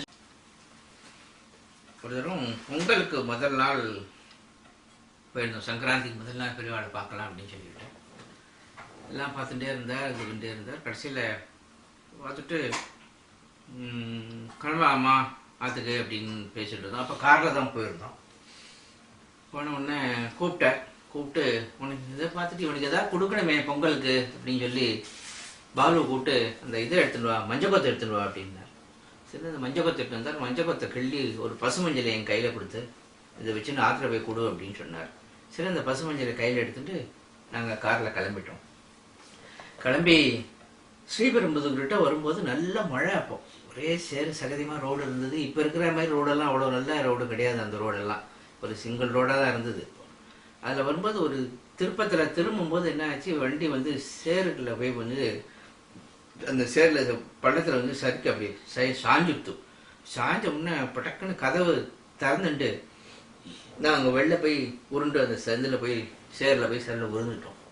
உருந்துட்டு ஏந்து பார்த்தோம்னா கையில் பயங்கரமான ஒரு ஆக்சிடென்ட். இதில் என்ன போய் எப்படி காப்பாற்றணும்னு தெரியல. கையை மொத்தம் பிரிச்ச கையை அப்படியே வச்சுட்டு இருந்திருக்கேன். கையை திறந்து பார்க்குறேன், அது அந்த பசுமஞ்சள் இருந்திருக்கு. அப்போ தான் தெரிஞ்சது கனவு இன்னைக்கு பசுமஞ்சள் தீர்த்துப்பா சுமங்கலிகள்லாம். அப்போ தான் தெரிஞ்சது அந்த பசுமஞ்சள் கொடுத்து என்னோட இதை காப்பாற்றிருக்கார் அப்படின்னு சொல்லிட்டு எங்கள் 2 பேருக்கும் என்ன பண்ணுறதுன்னே தெரியல. அந்த அளவுக்கு ஒரு சந்தோஷமாகவும் இருந்தது, ஒரு இது பக்திமயமாகவும் ஆயிடுது அந்த இடம். இப்படி நம்மளை காப்பாற்றிருக்கா பாரு அப்படின்னு சொல்லிட்டு இதெல்லாம் நம்ம கேட்டே வரதில்லை. அவளாக பார்த்து எப்படி அவளுக்கு தெரியுது, இதெல்லாம் நமக்கு தெரிய மாட்டேங்கிறது. ஆனாலும் இன்னும் நடக்கணும், இப்போ நடக்குதுன்னு தீர்மானம் பண்ணி அது எப்படி நம்மளை காப்பாற்றணுன்ற அளவுக்கு காப்பாற்றினான். அந்த மாதிரி ஒரு இது எவ்வளோ பேருக்கு அந்த மாதிரி ஒரு பாக்கியம் கிடைச்சிருக்குன்னு தெரியல. ஆனால் எனக்கு கிடைச்சதை பற்றி ரொம்ப சந்தோஷமாக இருந்தது. அதை பற்றி அதுக்கப்புறம் நடுவில் ஒரு சமயம் என்ன ஆச்சு, மடத்தில் ப்ராப்ளம் வந்துடுது. அப்போது திடீர்னு அன்றைக்கி ரொம்ப பெரியவா வருத்தமாக இருந்தா. அப்போது புது பெரியவா இல்லையே அப்படின்னு சொல்லிட்டு இப்போ மணி 2 ஆகிடுது. அப்போது பேங்க்லேருந்து எம்டி அனுப்பிச்சிருந்தார் என்ன, அங்கே ஏதோ ப்ராப்ளமாக காஞ்சிபுரத்தில் நீ போ அப்படின்னு சொல்லி அனுப்பிச்சிட்டார் என்ன காஞ்சிபுரத்தில் எங்களுக்கு மடத்துலேயே பிரான்ச் இருக்குது. மடத்து ஸ்ட்ரீட்னே பேர் அந்த பிரான்ச்சு. அங்கே மடத்துக்குள்ளேயே பிரான்ச் வச்சுருக்கோம் இந்தியன் பேங்க். அதில் போய் உட்காந்து எல்லாம் போயிருந்தேன். விஸ்வநாதன் சொல்லிட்டு எங்கள் பிரான்ச் மேனேஜர். திடீர்னு 2:30 ஆகிடுது. அப்போ விஸ்வநாதன் சொன்னார், இன்னைக்கு பெரியவாளுக்கு பிக்ஷாவந்தனமே நடக்கலை அப்படின்னு சொல்லிட்டு. அவள் யாருமே அதை பற்றி திங்க் பண்ணவே இல்லை இன்னைக்கு. ஏன்னா அதுக்கு முன்னால் நடந்த விஷயம் எல்லாருடைய மனசை ரொம்ப பாதித்ததுனால இதை பற்றி ரொம்ப பேர் திங்க் பண்ணவே இல்லை. பிக்ஷாவந்தன் நடக்கவே இல்லை. அப்போ பெரியவா ஒன்றும் பிக்ஷாவந்தன் ஏற்றுக்காமையே சாமியாக இருந்திருக்கா, கேட்கவும் இல்லை. திடீர்னு இந்த விஷயம் வந்ததுக்கப்புறம் என்ன பண்ணுறதுன்னு தெரியல. நான் என்ன பண்ணேன், உடனே எங்கள் இந்தியன் பேங்க் ஸ்டாஃப் 7-8 பேர் இருந்தா. எல்லாரும் ஆளு கொஞ்சம் பணத்தை போட்டு அந்த பிக்ஷாவந்துக்கு என்ன பணமோ அதை கொண்டு கட்டி இன்னைக்கு பிக்ஷாவந்து ஏற்பாடு பண்ணுங்க அப்படின்னு சொல்லி ஏற்பாடு பண்ணிட்டோம். நாங்கள் போய் பெரியவாள்கிட்ட சொல்லிருக்கா, பிக்ஷாவந்தனத்துக்கு வரலாம் அப்படின்னு சொல்லியிருக்கா. உடனே பிக்ஷாவந்தனமா எங்கேருந்து பணம் வந்தது இன்னைக்கு கேட்டார். இல்லை இந்த மாதிரி இந்தியன் பேங்க்லேருந்து அவள் ஸ்டாஃப் எல்லாம் சேர்ந்து போட்டிருக்கா, இன்னைக்கு அவள் தான் இது பண்ணுறா அப்படின்னோடனே சரின்னு சொல்லி பிக்ஷாவந்தன் ஏந்துட்டா. அன்றைக்கி அந்த பிக்ஷாவந்தனம் பண்ணி வச்சது எங்களுக்கு ஒரு பெரிய பெருமையாக இருந்தது. ஏன்னா அவளாக வாயத்திலிருந்து ஒன்றும் கேட்குறது இல்லை. நம்மளால் ஒரு பண்ணக்கூடிய ஒரு சமயத்தையும் இதையும் நமக்கு கொடுத்தாரே, சக்தியும் கொடுத்தாரேன்னு சொல்லிட்டு ரொம்ப சந்தோஷம். பெரியவாளுக்கும் இந்தியன் பேங்க்னா ஒரு எப்போவுமே ஒரு இது உண்டு, அபிமானம் உண்டு. நல்ல வேலை அவள் பண்ணி வச்சாளா இன்னைக்கு அப்படின்னு கேட்டாராம். அந்த இது மகத்தான ஒரு இது எங்களுக்கு கிடைச்சது ஒரு பாக்கியமாக நினச்சிக்கணும். அதுக்கப்புறம் நான் வந்து கடைசியாக பெரியவாளை பார்த்ததுன்னு பார்த்தா அந்த 1994 ஒரு கனகாபிஷேகம் நடந்தது. அதுலேயும் எப்பவும் வந்து மடத்துக்கும் சொல்கிறது பேங்க்குக்கும் எப்பவும் பர்மனெண்ட் ஒரு ரிலேஷன்ஷிப் இருந்ததுனால பேங்க்லேருந்து என்ன நினச்சிருந்தா போய் அட்டன் பண்ணிட்டு வா அப்படின்னு சொல்லிட்டு. அப்போ போகிறதுக்கு முன்னாலே நாங்கள் நிறையா கோல்டு காயின்லாம் கலெக்ட் பண்ணிட்டு போயிட்டு எங்கள் இதுகிட்ட இருந்து எல்லாரும் சேர்ந்து கலெக்ட் பண்ணி அதையும் எடுத்துகிட்டு போய் அங்கே கொடுத்து சேர்த்துட சொல்லி ஏற்பாடு எல்லாம் கொண்டு கொடுத்துட்டு அப்போ தான் கனகாபிஷேகம் பார்த்தேன் பக்கத்தில். அப்போ வந்து எனக்கு அப்போ ஞாபகம் வந்து 1957 கனகாபிஷேகத்தும் இதுக்கு எவ்வளோ இதுவாக இருக்குது அப்படின்னு சொல்லிட்டு பக்கத்துலேருந்து அப்போ தான் பக்கத்துலேருந்தே பார்த்தோம். நல்லா பெரியவா அப்போவும் நான் பார்த்து ரெக்கக்னைஸ் பண்ணிட்டா, இன்னார் வந்திருக்கான்னு காதில் தான் போய் சொல்லுவான் சுபாலு. அதை கேட்டுட்டு கையை தூக்கி ஆசீர்வாதம் பண்ணா, அன்றைக்கும் ஆசீர்வாதம் பண்ணா. அப்போ ரொம்ப பெரியவா அசக்தெல்லாம் இருந்தால் அவ்வளோ இதுவாக இல்லை. அப்போ இருந்தாலும் அந்த ஸ்டேஜ்லேயும் அவரை பார்த்துட்டு வந்தோம். அதுக்கப்புறம் ஊருக்கு வந்துட்டோம். அதுக்கப்புறம் பெரியவாளை பார்க்கவே இல்லை. அப்புறம் பெரியவா சித்தி அடைஞ்சதுக்கு அப்புறம் கூட போகணுன்ற ஒரு மனசு வரல. அப்போ பெரியவாளை நம்ம எப்படி பார்த்தோமோ அப்படியே பார்த்துட்டு இருக்கலாம்னு மனசை அசுவாசப்படுத்திட்டு அப்படியே இருந்துட்டோம். அதான் பெரியவாளை கடைசியாக நான் பார்த்தது அந்த கனகாபிஷேகம் கடைசியாக நடந்த போது 100வது வருஷத்துக்கு நடந்தது. அதுதான் கடைசியாக பார்த்தது பெரியவாள். அதுக்கப்புறம் பெரியவாளோட ஸ்மரணை தான். அதுக்கப்புறம் 24 மணி நேரம் ஸ்மரணை தான் அவளை பற்றி. அதுக்கப்புறம் பெரியவா வந்து இருந்து தான் அனுகிரகம் பண்ணணும்னு அவசியம் இல்லை, எல்லாமையும் பண்ணுவா. பெரியவா வேற பரமேஸ்வரன் வேற நினைச்சுட்டு இருந்த என்ன பெரியவாளும் பரமேஸ்வரனும் ஒண்ணுதான்னு ஒரு நிகழ்ச்சியில் தெரிஞ்சுது. அது எப்போன்னா 2010 நானும் என்னோட ஃபேமிலி எல்லாரும் சுவிட்சர்லாந்தெல்லாம் போனோம். சுவிட்சர்லாந்து போன போது என்னாச்சு, அப்போ நான் தான் வயசில் பெரியவன்னு சொல்லிட்டு நாங்கள் 9 பேர் ஃபேமிலி பேர் போனோம். இந்த 9 பேருடைய பாஸ்போர்ட்டு, 9 பேருடைய விசா, 9 பேருக்கு உண்டான பணம் $1 கிட்டத்தட்ட ஒரு 50,000-60,000 $1 கையில் எல்லாத்தையும் ஒரு பேக்கில் போட்டு, இந்தியன் பேக் எப்போ நான் கையில் வச்சுட்டு இருப்பேன் அந்த பேக்கில் தான் வச்சுட்டு இருந்தேன். அது என்னாச்சு, இட்லிஸ்னு ஒரு இடம் போயிட்டு அங்கேருந்து கீழே இறங்கி வரோம். ஐஸ் கட்டிலாம் விளையாடிட்டு கீழே இறங்கி வரோம். வந்துட்டு ஒரு ட்ரெயினை பிடிச்சி இறங்கி ஒரு ஸ்டேஷனில் இறங்கிட்டு அடுத்த இன்னொரு ட்ரெயினை பிடிச்சி இன்டர்லேக்கன்னு ஒரு இடத்துக்கு போனோம். என்ன எடுத்து நான் இந்த இதில் இறங்கி வந்துட்டு ஒரு ட்ரெயினில் இறங்கி போயின்னு இருக்கோம். இப்போ என்னோட பேரன் அப்போ கூட நான் சின்ன வயசு, ஒரு வயசு தான் அவனுக்கு, சாரங்கன். அவனுக்கு பேர் சுவாமிநாதன் பெரிய பேர் தான் வச்சுருக்கான். அவனும் நானும் விளையாண்டே வந்துட்டு இருக்கோம். இந்த விளையாட்டு மும்பரத்தில் நாங்கள் வந்து அடுத்த ஸ்டேஷன் வந்துட்டு நாங்கள் இறங்கினா அங்கே ஊர் ஸ்டேஷன்லாம் நம்ம மாதிரி கிடையாது. ஒரு கடை கிடையாது, கார்டு கிடையாது, ஒத்துருமே கிடையாது. என்டையர் ஸ்டேஷனில் நாங்கள் 9 பேர் மாத்திரம்தான் இருந்தோம், வேறுதும் கிடையாது. அதுவும் குளிரான குளிர். ஸோ அங்கே வந்து கண்ணாடி ரூம் வச்சுருப்போம். அந்த கண்ணாடி ரூமில் போய் உட்காந்துட்டு ஏதோ திடீர்னு நினச்சி பார்க்குறேன், கையில் பேக் காணும். அப்போ தான் அடடா பேக் அந்த வண்டியிலேயே விட்டுட்டோம், பேசிட்டு இருந்தோம், அந்த சேர்லேயே விட்டுட்டோமே கொஞ்சம் விளையாடிட்டு நினச்சிட்டேன். அது நினச்சோன்னா எனக்கு கபகப்பன்னு, எனக்கு எப்போவுமே இந்த மாதிரி டயத்தில் என்ன ஆகும், பிளட்டு திக்காகி மயக்கம் வந்துடும். அந்த மாதிரி ஒரு மயக்க ஸ்டேஜுக்கு போயிட்டேன். என் பையன் பாவம், அவனும் என்ன பண்ணுறதுன்னு தெரியல, நீ உடம்பை பார்த்துக்கோப்பா எப்படியாவது நடந்துரும்னா. உடனே என் வாயிலேருந்து ஒரே வார்த்தை தான் வந்தது, ஸ்ருதி ஸ்மிருதி புராணானாம் ஆலயம் கருணாலயம், அந்த ஸ்லோகத்தை தான் சொன்னேன், நீங்கள் தான் வந்து என்னை காப்பாற்றணுன்ட்டு. அதுக்குள்ளே அடுத்த வண்டி வந்துருச்சு. அது சொன்னால் இந்த வண்டி பிடிச்சி நம்ம ஊருக்கு போயிடலாம்ப்பா, இதுக்கப்புறம் வண்டி கிடையாது, அப்புறம் அங்கே இங்கே தான் போய் பார்த்துக்கலாம், வண்டியில் ஏறுங்கன்னு சொல்லிட்டான். சரின்னு சொல்லி வண்டியில் ஏறத்தோட அந்த கார்டு ஒருத்தர் இறங்கினா அவர் வந்து நீங்கள்லாம் இண்டியன்ஸ் தானேன்னார். ஆமான்னோம். சரி வண்டி ஏறுங்க, 1 நிமிஷம் தான் இருக்கும் அப்படின்னாரு. வண்டியில் ஏறிட்டோம். வண்டியில் ஏறினதுக்கப்புறம் கொஞ்ச நாளைக்கு அப்புறம் அவர் அங்கேருந்து வந்தார். வந்து நீங்கள் எதாவது தொலைச்சிட்டேலான்னு கேட்டார். ஆமாம், இந்த மாதிரி ஒரு இதை தொலைச்சிட்டோம், பேக்கை தொலைச்சிட்டோம் அப்படின்னார். உடனே அவர் கையிலேருந்து எடுத்து அந்த பேக்கை காமிச்சார், எங்கள் இந்தியன் பேக்கை. அதை பார்த்த உடனே தான் பாதி உசுறு வந்தது. அதுக்கப்புறம் தான் எனக்கு தெரிஞ்சு அவர் வந்து காடாவே தெரியல, காடு ஜீவோ காடு மாதிரி தெரிஞ்சார் கண்ணுக்கு. பரமாச்சாரியாரே நேரம் இருக்கிற ஒரு தரிசனம். அதில் அது கொடுத்து இதெல்லாம் சரியாக இருக்காங்க பார்த்துக்கோன்னார். சொன்னேன், இவ்வளோ தூரம் பத்திரமா தேடி கொடுக்கும்போது சரியா இல்லாமல் எப்படி இருக்கும்னு சொல்லிட்டு வாங்கி பார்த்தா எல்லாம் கரெக்டாக இருந்தது.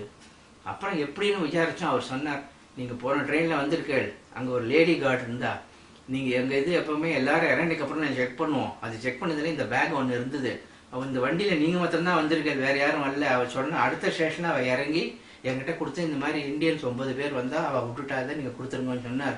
கரெக்டாக அந்த ட்ரெயின் அந்த டயத்துக்கு மேட்ச் ஆச்சு. யூஸ்வலாக அது வந்து தள்ளி வரும், அவள் வண்டி முன்னால் போகணும், எங்கள் வண்டி அடுத்து வரும். அன்றைக்கி தான் ஸ்டேஷனில் 2 பேரும் மீட் ஆனோம் அப்படின்னு சொல்லி கொடுத்தவர் அப்படின்னு சொன்னார்.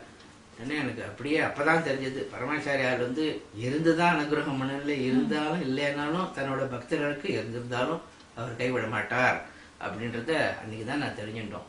அதனால எப்போவுமே அவர் எங்களோட இருக்கிறவர் தான். இப்போவும் எங்கே போனாலும் அவரை நினச்சின்னு தான் இருப்போம்.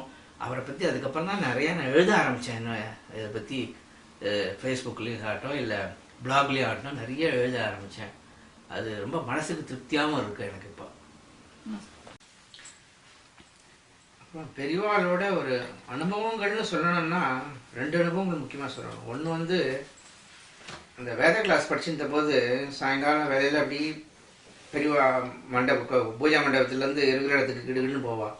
பயங்கர ஃபாஸ்ட்டாக போவா. அப்போல்லாம் நாங்கள் பார்த்துட்டு நமஸ்காரம் பண்ணுவோம். அப்போ திடீர்னு ஒரு நாளைக்கு நான் பெரியவாள்கிட்ட கேட்டேன், நீங்கள் ரொம்ப ஃபாஸ்ட்டாக போகிறீங்களே, கொஞ்சம் உங்களை நிறுத்தி பார்த்து அனுப்பி வைக்கணும்னா நாங்கள் என்ன பண்ணணும்னு.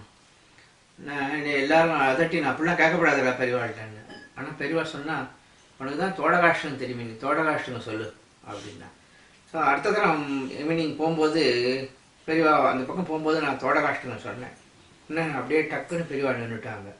நின்றுட்டு 8 அஷ்டகம் சொல்கிற வரைக்கும் இருந்துட்டு ஒரு அஷ்டகம் சொல்லும் போது அந்த தண்டத்தை வச்சு குருவுக்கு நமஸ்காரம் பண்ணார். அவர் அப்படியே கையில் வச்சு நமஸ்காரம் பண்ணிவிட்டு அந்த 8 முடிஞ்சதுக்கு அப்புறம் தான் அண்ணாண்ட கிளம்பி போனார்.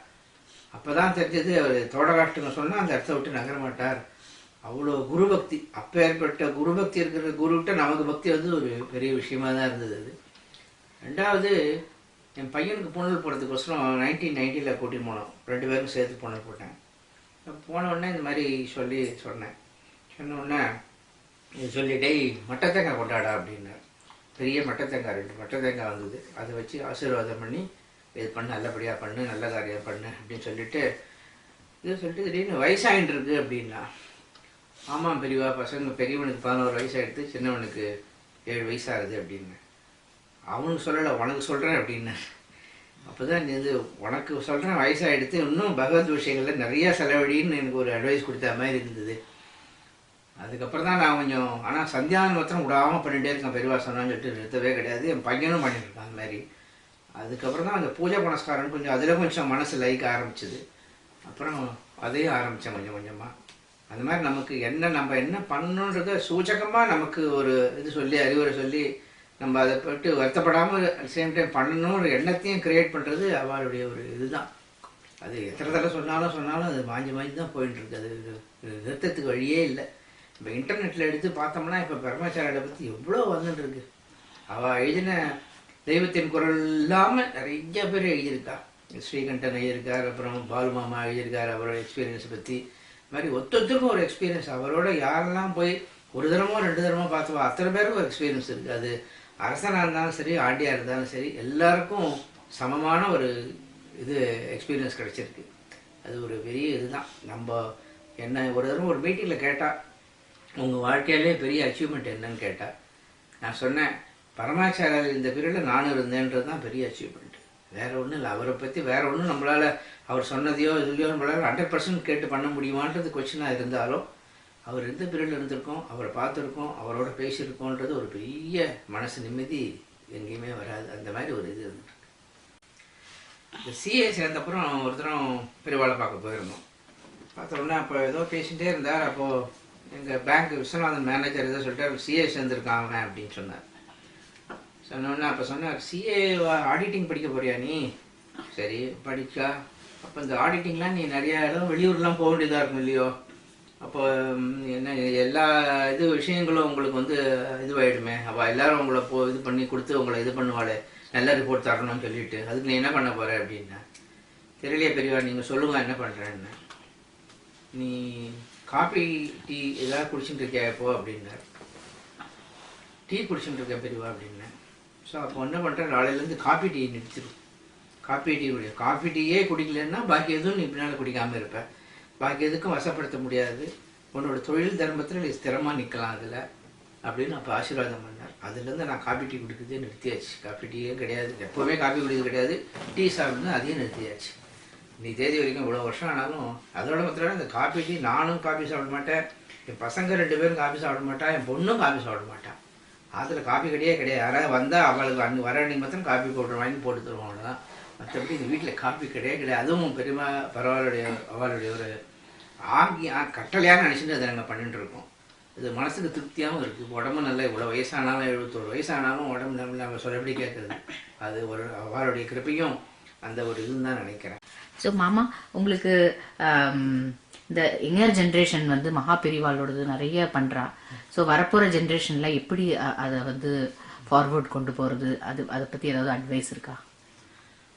இப்போ இருக்கிற யங்கர் ஜெனரேஷனில் பார்த்தோம்னா நிறைய பேருக்கு பரமாச்சாரியாள்கிட்ட மாத்திரம் ஒரு தனி பக்தி வந்திருக்கு. அவள் பாதி பேர் பரமாச்சாரியா சித்தியானதுக்கு அப்புறம் பிறந்தவாளாக கூட இருக்கு. ஆனாலும் நான் இன்டர்நெட்டில் பார்த்துனே வந்து மதுன்னு ஒரு பொண்ணு மயிலாப்பூரில் இருந்தா. அப்போ இதை பார்த்துனே இருந்தபோது நான் பரமாச்சாரியெல்லாம் வந்து பார்த்துட்டு இருப்போம் இது பண்ணுவேன். நான் கேட்டேன், இவ்வளோ சின்ன பொண்ணாக இருக்கேன், உனக்கு எப்படிமா பரமாச்சாரியார் பேரில் இவ்வளோ பக்தி வந்திருக்கு அப்படின்னேன். அப்போ சொன்னா, அவள் சின்ன குழந்தையா பிறந்த போது தலையில் ஒரு பெரிய கட்டி, மண்ணில் கட்டி, அந்த கட்டியோடு இருந்தாவோ.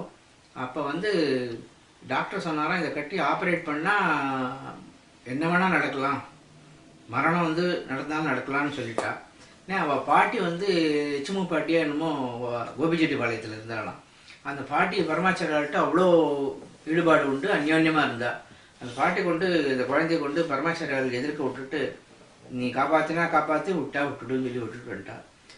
அந்த குழந்தை பரமாச்சாரியார் கண்ணாலேயே ஒரு 2 மணி நேரம் 3 மணி நேரம் அங்கேயே பார்த்துட்டே இருந்தாராம்.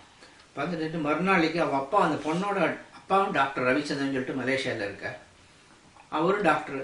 அவராலையும் இது என்னன்னு கண்டுபிடிக்க முடியல. அவரும் பயந்துன்னு தான் இருந்தார். மறுநாளைக்கு ஆப்ரேஷன் ஃபிக்ஸ் பண்ணிட்டா. காத்தால 4 மணிக்கு என்ன ஆச்சு, அந்த கட்டி உடஞ்சி இந்த பக்கம் ஃபுல்லாக சீனதுமாக வந்துடுது. ஆப்ரேஷன் ஃபிக்ஸ் பண்ண டாக்டர் வந்து பார்த்துட்டு, ஆப்ரேஷனே தேவையில்லை, இது இதுவாகிடுது அப்படின்னா. அந்த குழந்தைக்கு இன்னும் இப்பவும் சைடில் மூஞ்சில் வந்து அந்த தழும்பு அப்படியே இருக்குது. அது வந்து நான் வந்து பரமாச்சாரியோட குழந்தைன்னு தான் சொல்கிறது. இப்போ கூட நான் வாத்துக்கு போயிருந்தேன் மதுன்னு சொல்லிட்டு. நான் வந்து அவளுக்கும் குழந்தை பிறந்திருக்கு, அவளுக்கும் சந்திரசேகரும் சுவாமிநாதன் 2 பேர் வச்சுருக்கா. அப்படி ஒரு பரமாச்சாரியோட பக்தி இருக்குது. இதே மாதிரி ஐஸ்வர்யா சங்கர்னு ஒரு பொண்ணு பாடுறது, சாரடா கோணல் பொண்ணு பாடுறது. அந்த பொண்ணுக்கும் பார்த்தா பயங்கர பக்தி இருக்குது. இந்த மாதிரி இன்டர்நெட் போனால் இந்த சங்கராச்சாரியோட சம்மந்தப்பட்டவ எவ்வளோ பேர் பார்த்தா லட்சக்கணக்கான பேர் இருக்கா. அதில் அவள் எழுதுறது, அவளுடைய அனுபவங்கள், இல்லை வேறு யாருடைய அனுபவங்கள் அவள் எழுதும்போது பார்த்தா அவ்வளோ நல்லா இருக்குது படிக்கிறதுக்கு. இன்னைக்கு காலையில் கூட நான் ஒன்று படித்து பார்த்து என்னோட ஃபேஸ்புக்கில் எழுதியிருக்கேன். ஒரு விவசாய குடும்பத்தை சேர்ந்த ஒரு பொம்பளை பற்றி விவசாயம் பண்ணுறாவோ. அவள் வந்து பரமாச்சாரியை பார்க்க வந்திருக்கா. பார்த்துட்டு சொல்கிறா, இந்த மாதிரி நான் காத்தால 6 மணிக்கு வந்து விவசாயத்துக்கு போயிருந்தேன், நிலவு நடுறதுக்கு. அதுக்கெல்லாம் எனக்கு வீட்டில் மாமியார் இருக்கா. மாமியாருக்கு சமையல் பண்ணி வச்சுட்டு நான் போயிட்டு சாயங்காலம் 6 மணிக்கு தான் நான் வரேன்.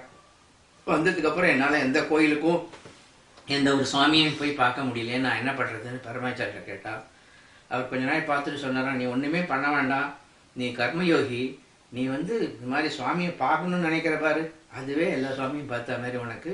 அதனால் நீ என்ன பண்ணுற, காலையில் 6 மணிக்கு எழுந்திருக்கும் போது இதெல்லாம் பண்ணி வச்சுட்டு சூரிய பகவானை பார்த்து ஒரு நமஸ்காரம் பண்ணிட்டு போ. திருப்பி சாயங்காலம் வரும்போது மேற்கு திக்கு பார்த்து சூரியனை பார்த்து நமஸ்காரம் பண்ணிட்டு போ. அதுவே உனக்கு எல்லா கோயிலுக்கும் எல்லா சுவாமியும் பார்த்த புண்ணியம் வரும்னு சொல்லிட்டு, இந்த மாதிரி ஒரு நல்ல எண்ணத்தில் இருக்காளே இந்த இதில் இருந்தாலும் சொல்லிட்டு, அவளுக்கு அன்றைக்கி நிறையா பூ புஷ்பம் அப்புறம் அது பழங்கள் எல்லாத்தையும் கொடுத்து அவளை மகாராஜே அனுப்பிச்சி வச்சாராம் அன்றைக்கி பெரியவா. இந்த மாதிரிலாம் படிக்கும்போது எப்படிலாம் வந்து அவள் எல்லாரோடையும் ஒரு ஒரு தன்னோட நிலையை விட்டு இறங்கி வந்து இது பண்ணியிருக்கான்றதை நினைக்கும் போது ரொம்ப சந்தோஷமாக இருக்குது. அந்த மாதிரி ஒரு 1000 அனுபவங்கள், லட்சக்கணக்கான அனுபவங்கள் எல்லாரும் புக்காக இருக்கா, கதையாக சொல்கிறா. பட் இத்தனையும் சொல்கிறவா எல்லாரும் அந்த ஒரு மனுஷரை வச்சு தான் சொல்லிட்டு இருக்கா. இந்த ஒரு மனுஷர் இத்தனை பேருக்கு லட்சக்கணக்கான பேர்களுக்கு ஈடு கொடுத்துருக்காருன்னா அது எப்பேற்பட்ட ஒரு விஷயம். 100 வருஷம் வாழ்ந்து நமக்கு எல்லாம் சொல்லியிருக்கார்.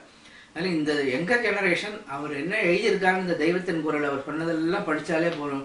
நாங்கள்லாம் ஸ்கூல் படிக்கிற நாளில் 1967 நினைக்கிறேன், 57 ஒரு புக்கு போட்டா கலைமகளில் சங்கராச்சாரி. அதான் ஃபஸ்ட்டு புக்கு. அவரோட உபன்யாசங்கள்லாம் சான்ஸ்கிரிட் காலேஜில் பண்ணதெல்லாம் சேர்த்து ஒரு புக்கு போட்டால் அந்த புக்கு விலை ₹1.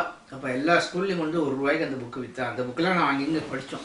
அந்த மாதிரி அவளும் படித்து அது பண்ணான்னா அவள் இந்தியாவில் இருந்தாலும் சரி, ஃபாரினில் போனாலும் சரி, எங்கே இருந்தாலும் அவளுக்கு ஒரு செல்ஃப் ரெகுலேஷன் வந்து நம்ம எந்த ஒரு இது சேர்ந்தோம், நம்ம எப்படி இருக்கணும், வந்த இடத்துல எப்படி இருக்கணுன்றது தெரிஞ்சுட்டு அங்கேயும் அவள் சேஃபாக இருப்பாள். எங்கே போனாலும் அவள் நல்லபடியாக மேலே இன்னும் மேலே வருவாள். அதனால் எங்கள் ஜெனரேஷனை பற்றி கவலைப்படவே வேண்டாம். அவளால் நல்ல அதே அவள் நம்மளோட நல்லா தெரியும் என்ன பண்ணணும் என்ன பண்ணக்கூடாதுன்றது. அதனால் இந்த பரமாச்சாரோட கிருபியை அவளுக்கு சிறந்துருத்துன்னா இன்னும் அமோகமாக இருப்பாள். ஒரு தடவை அதே மாதிரி பொங்கல் டயத்தில் போன போது தேடி பிடிச்சி மஞ்சள் கோயில் கொடுத்தாங்க என்கிட்ட. கொடுத்துட்டு நான் அவனுக்கு மஞ்சள் கோயில் கொடுத்தேன். எனக்கு என்ன நீ தரப்போற அப்படின்னா, எனக்கு ஒன்றும் புரியல. பெரியவா என்ன கேட்குறாளோ அது கொடுத்துட்றேன், எனக்கு என்ன கொடுக்கணும்னு எனக்கு தெரியலையே அப்படின்னேன். இப்போ சொன்னால் குஜராத்தில் ஒரு இடத்துல ஒரு பண்டிட் இருக்காரு. அவர் வந்து கிருஷ்ண யஜுர்வேதத்தில் ஒரு சாக்கையில் அவர் ரொம்ப ஸ்பெஷலைஸ் பண்ணி இது சொல்லி கொடுத்துட்டுருக்காரு எல்லாருக்கும். அவர்கிட்ட தான் அந்த இது இருக்குது இப்போது தெரிஞ்சவர். அவருக்கு இப்போ கொஞ்சம் உடம்பு சரியில்லாமல் ஹாஸ்பிட்டலில் படுத்துட்டு இருக்காராம். அதனால் நீ வந்து அந்த அட்ரஸ் வாங்கி மடத்துலேருந்து அதுக்கு ஒரு நாள் என்ன முடியுமோ அந்த பணத்தை அனுப்பிச்சிடு அப்படின்ட்டார். சரின்னு சொல்லிட்டு அது வாங்கி அட்ரஸ் வாங்கி அந்த இதுக்கு ஹாஸ்பிட்டலுக்கு அந்த பணத்தை நேராக அனுப்பிச்சிடும். அனுப்பிச்சதுக்கு அப்புறம் தான் தெரிஞ்சது, அந்த பண்டிட்டுக்கு தெரிஞ்சதுக்கு அப்புறம் தான் சொன்னாராம், நான் படுத்துட்டு இருக்கிறதோ உடம்பு சரியில்லாமல் இருக்கிறதோ பெருமாச்சாருக்கு எப்படி தெரிஞ்சதுன்னே தெரியல. அங்கேருந்து யார் யார் மூலியமோ சொல்லி எனக்கு உபகாரம் பண்ணி என்னை இது பண்ணியிருக்கார் அப்படின்னு சொல்லிட்டு. அதெல்லாம் அந்த மனோதிருஷ்டி மாதிரி எப்படி எந்த இதில் கம்யூனிகேஷனில் அந்த மாதிரி நியூஸ் அவளுக்கு வந்ததுன்னே தெரியல. வந்து கரெக்டாக இன்னாரை பார்த்து இன்னாருக்கு பண்ணணும் அப்படின்னு சொல்லி பண்ணார். அது ரொம்ப மனசுக்கு திருப்தியாக இருந்தது. நம்மக்கிட்ட இருந்தும் ஒரு ஹெல்ப் வாங்கிக்கிற அளவுக்கு நம்மளை வச்சிருக்காரே அவர் அப்படின்னு சொல்லிட்டு. ஒரு தரம் 1991 பெரியவாளை பார்க்க போயிருந்த போது பெரியவா கேட்டா, விஷ்ணு சஹஸ்ரநாமம் சொல்லிட்டு இருக்கியா அப்படின்னு சொல்லிட்டு. ஏன்னா தெரியும் ப்ரைஸ் வாங்கியிருக்கேன் விஷ்ணு சஹஸ்ரநாமம் சொல்லி அவர்கிட்டன்ட்டு. சொல்லிட்டு இருக்கேனே பெரியவா அப்படின்னேன். தனியாவா சொல்கிற அப்படின்னா. ஆமாம், ஆற்றுல தனியாக சனிக்கிழமை சொல்லிட்டு இருக்கேன். 4 பேரோடு சேர்ந்து சொல்லு அப்படின்னாரு.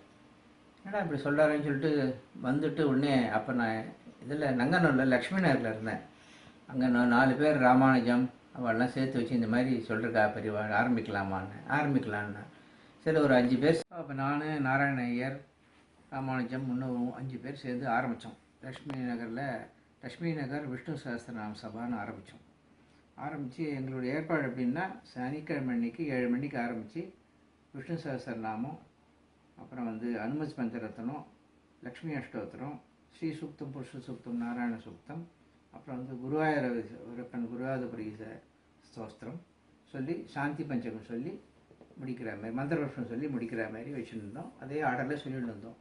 அதில் என்னென்னா ஒரு சனிக்கிழமையும் ஒரு வீட்டுக்கு போய் சொல்லுவோம். ஒருத்தர் வீட்டில் எங்களை இன்வைட் பண்ணுவா, அவள் வீட்டில் போய் சொல்லுவோம். அப்படி இந்த 5 பேர் ஆரம்பிச்சது 10, 20, 30, 40 பேர் ஆகிடுத்து. அந்தமாரி இப்போ ஒரு வீட்டையும் சொல்ல ஆரம்பித்தோம். அப்புறம் ஒரு கோயிலுக்கு வருஷத்துக்கு ஒரு தடவை ஒரு கோயிலுக்கு போய் சொல்ல ஆரம்பித்தோம். திருப்பதி கோயிலில் போய் சொன்னோம், ஸ்ரீரங்கத்தில் சொல்கிறோம். அந்த மாதிரி ஒரு கோயிலில் போய் சொல்ல ஆரம்பித்தோம். அது பெரியவாளுடைய அனுகிரகம் 4 பேர் வச்சுன்னு சொல்கிறது கஷ்டம். 40 பேர் ஆகிடுது. 40 பேர் ஆனதும் இல்லாமல் இப்போ 2016 என் பையனும் அருணும் கூட வருவான், வந்து சகஸ்ரநாமம் சொல்லுவான் எல்லா இடத்துலையும்.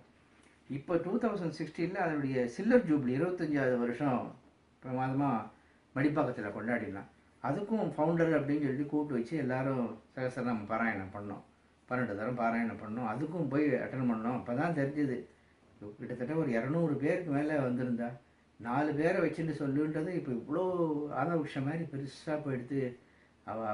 ஆச்சாரியா என்ன சொன்னாலும் அதில் ஒரு அர்த்தம் இருக்குன்றது அன்னிதான். 25 வருஷத்துக்கு அப்புறம் கண்டினியூஸாக சனிக்கிழமை நடந்து இப்போ 200 பேர் மெம்பரோட அந்த சபா நடந்துட்டு இருக்கு. ரொம்ப இதில் ஆரம்பிக்கிறதுக்கு நம்மளை வச்சு ஒரு சூச்சகமாக வச்சு இது ஆரம்பித்தாரேன்னு நினச்சி சந்தோஷப்பட்டுருக்கேன். பரமாச்சாரியருடைய ஒரு ஞானத்தை பற்றி பேசணும்னா ஒரு இன்ஸ்டன்ஸ் ஞாபகம் வருது. ஒரு தரம் பரமாச்சாரியர் பார்க்க போயிருந்தபோது ஒரு பெரிய ஆடிட்டர், மெட்ராஸ் ஆடிட்டர் குஜராத்தீஸ் அவளை கூட்டின்னு வந்திருந்தேன். அப்போ அந்த ஆடிட்டர் சொன்னார் பரமாச்சாரியர்கிட்ட, இது மாதிரி ஒரு காலேஜ் ஒன்று ஆரம்பிக்கலான் இருக்கோம். இவெல்லாம் மைனாரிட்டி கம்யூனிட்டிஸு குஜராத்திலேருந்து வந்திருக்கா, இவளை வச்சு இங்கே ஆரம்பிக்கலான் இருக்கோம். ஆரம்பித்து இன்ஜினியரிங் காலேஜ் வச்சு நடத்தலான் இருக்கோம். அதுக்கு பரமாச்சாரியர் அனுகிரகம் பண்ணணும் அப்படின்னா. பரமாச்சாரியார் கேட்டார், சரி இவெல்லாம் வச்சு ஆரம்பித்து பண்ண போகிறல, என்னெல்லாம் பண்ண போகிறேன்? அது மாதிரி வேரியஸ் காலேஜ் அட்மிஷன் வாங்கி வேரியஸ் கோர்ஸ் வச்சு இன்ஜினியரிங்கில் எல்லாம் பண்ண போகிறோம் அப்படின்னா.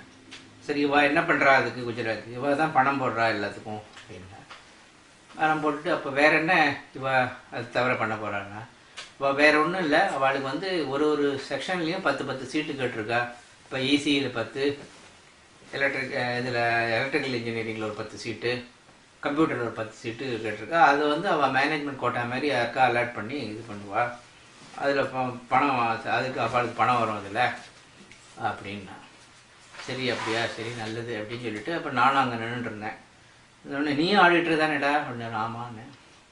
இப்போ சொல்கிறதெல்லாம் கரெக்டாக இருக்குமா, நல்ல இதுவாக சட்டத்துக்கு உட்பட்டு தான் இருக்குமா அதை அப்படின்னா. அப்போ நான் சொன்னேன், இந்த காலேஜ் ஆரம்பிக்கிறதெல்லாம் ஒன்றும் இது இல்லை, பெரியவா கரெக்டாக தான் இருக்குது. ஆனால் இவ அந்த 10 சீட்டு எடுத்துக்கிறேன்னு சொல்கிறா இல்லையா, அது வந்து இவ ட்ரஸ்ட்டு ஆரம்பித்து நடத்த போகிறா. ட்ரஸ்ட்டு வந்து என்ன சட்டம் என்ன சொல்கிறதுன்னா, ட்ரஸ்டி வந்து எந்த பெனிஃபிட்டும் அதுலேருந்து எடுத்துக்கூடாதுன்னு சொல்கிறது. அதில் அப்படி அந்த பெனிஃபிட் அவள் எடுத்துட்டான்னா அந்த ட்ரஸ்ட்டுக்கு அரசாங்க அங்கீகாரம் இருக்காது, இன்கம் டேக்ஸ்லேயும் அங்கீகாரம் இருக்காது. அதுக்கு டேக்ஸ் போடுவா அப்படி தான் சட்டம் சொல்கிறது அப்படின்னேன். அதுக்கு தான் கேட்டேன். அப்போ அந்த ஆடிட்டர் பார்த்து சொன்னால், இவ காலேஜெலாம் நடத்திட்டோம், பணம் போடட்டும், ஆனால் சீட்டு மாத்திரம் இவாளுக்கு வந்து வேண்டாம், அது இல்லாமல் கொடுக்க சொல்லுங்க அப்படின்னேன். நான் அதை கேட்ட அந்த குஜராத்திஸ் எல்லாம் உடனே ஒத்துட்டு, சரி எங்களுக்கு சீட்டு வேண்டாம், காலேஜ் இருந்து நடத்தினா போகிறோம், உங்கள் பரமாச்சாரன் எப்படி இஷ்டப்படுறாளோ அந்த மாதிரி நடத்தினா போகிறோம் காலேஜை அப்படின்னு சொல்லிட்டா. அந்த அளவுக்கு ஒரு ட்ரஸ்ட் ஆக்டில் என்ன சொல்கிறது, ட்ரஸ்டீஸ் எல்லாம் எப்படி பிஹேவ் பண்ணணுன்றத எந்த காலேஜில் எந்த யூனிவர்சிட்டியில் போய் படித்தாரோன்னு யோசனை பண்ணி பார்த்தா அவளே ஒரு யூனிவர்சிட்டியாக இருந்திருக்கா. அதனால் இதெல்லாம் படிக்கணுன்ற அவசியமே கிடையாது. அந்த மாதிரி சட்ட நுணுக்கங்கள்லாம் அவ்வளோ நல்லா தெரியும். ஆனால் எந்த சட்டத்தையும் வயலேட் பண்ணவே மாட்டாள். வயலேட் பண்ணுறதுக்கு யாருக்கும் அனுமதியும் கொடுக்க மாட்டா, அவளும் இது பண்ண மாட்டா.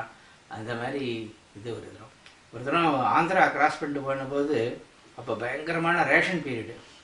அப்போ என்ன பண்ணால் மடத்துக்கு கொண்டு வந்து அரிசியெல்லாம் ஆந்திரா கவர்மெண்ட்டில் செக் போஸ்ட்டில் எல்லாத்தையும் எடுத்துட்டா, அரிசியெல்லாம் கொண்டு போகக்கூடாது அப்படின்னு சொல்லிட்டு. சரி எல்லாத்தையும் கொடுத்துருங்கன்ட்டார் பிரபாச்சர். அப்புறம் இந்த நியூஸ் எப்படியோ சந்திரபாபு நாயுடுக்கு போய் அவர் அங்கேருந்து இது பண்ணி ஐயோ மன்னிப்பு கேட்டு வந்து இது பண்ண இந்த மாதிரி நடந்துட்டேன்னாரு. அதுக்கு அப்போ சிவன சொன்னார், சட்டம் என்னமோ அப்படி தான் நடக்கணும். அது நான் சன்னியாசியாக இருந்தாலும் சரி, சாதாரண ஆனாலும் சரி, சட்டத்துக்கு உட்பட்டு தான் நடக்கணும். நம்ம சட்டத்துக்கு உட்பட்டு நடந்தால் தான் நம்ம அண்டி இருக்கிறவா நம்மளை பார்க்க வரவா அவளும் அது மாதிரி இருப்பா. அதனால் நீ பண்ணது ஒன்றும் தப்பே கிடையாது, நீ ஒன்றும் மன்னிப்புக்க வேண்டிய தேவையில்லை அப்படின்னு சொல்லிட்டான். அந்த மாதிரி ஒரு சட்டம் ஒன்றுக்க மாட்டான். சரி, இன்ஜினியரிங் நாலேஜாக சரி. ஒரு தடவை சொன்னபோது இந்த சேலம்னு ஒரு ஊர், உன்னோட ஊர் என்னன்னு சேலத்து பக்கத்தில் அந்த சேலம்னு அப்போ சொன்னார், குளோப் எடுத்து அந்த சேலம்னு இடத்துல ஒரு ஊசியை விட்டேன்னா ஊசி அந்த பக்கம் வெளியில் வரும். அந்த பக்கம் எங்கே வெளில வருது பாருன்னா, அது அமெரிக்காவில் ஒரு இடத்துல சேலம்னு இருக்குது, அந்த இடத்துல வெளில வருது கரெக்டாக. அது எப்படி அதெல்லாம் தெரிஞ்சது என்னன்றது பெரிய பூகோள மாட்டம், சரித்திர மாட்டம் எல்லாம் அவளை கடந்து ஒன்றுமே கிடையாது. அவளுடைய அபார கருணைக்கு ஒரு உதாரணம்னா, எவ்வளோ மைல் தாண்டி இந்தியாவிலேருந்து என்னை இங்கே கூட்டின்னு வந்து பரமாச்சாரியாரோட பக்தர்களை 2 பேரையும் சேர்த்து வச்சு என்ன அவளை பற்றி பேச வச்சாரு. இதை விட ஒரு உதாரணம் வேணுமா அவருடைய கருணைக்கு? நமஸ்காரம்.